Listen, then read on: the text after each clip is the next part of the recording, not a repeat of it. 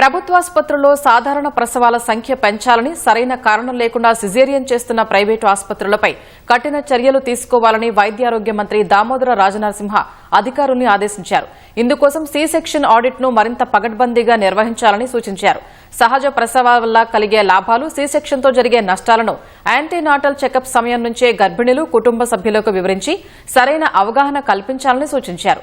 మాతా శిశు ఆరోగ్య సంరక్షణ కేంద్రాల్లో వసతులు మరింత మెరుగుపరచడం, ప్రభుత్వాసుపత్రుల్లోనే ప్రసవాలు జరిగేలా గర్భిణుల్లో చైతన్యం తేవాలని ఆదేశించారు.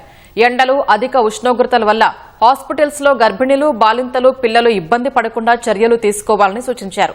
అన్ని ఆసుపత్రుల్లో ఫ్యాన్లు, కూలర్లు ఏర్పాటు చేయాలని, అవసరమైన వార్డుల్లో ఏసీలు పనిచేసేలా చర్యలు తీసుకోవాలన్నారు. ప్రభుత్వ హాస్పిటల్స్ లో ఖాళీగా ఉన్న పోస్టుల భర్తీ ప్రక్రియపై మంత్రి ఆరా తీశారు. గతేడాది 8,000కు పైగా పోస్టులు భర్తీ చేశామని, మరో 6,200కు పైగా పోస్టుల భర్తీ ప్రక్రియ కొనసాగుతోందని అధికారులు తెలిపారు. ఇంకా ఎక్కడైనా ఖాళీలుంటే ప్రభుత్వానికి ప్రతిపాదనలు పంపాలని కోరారు.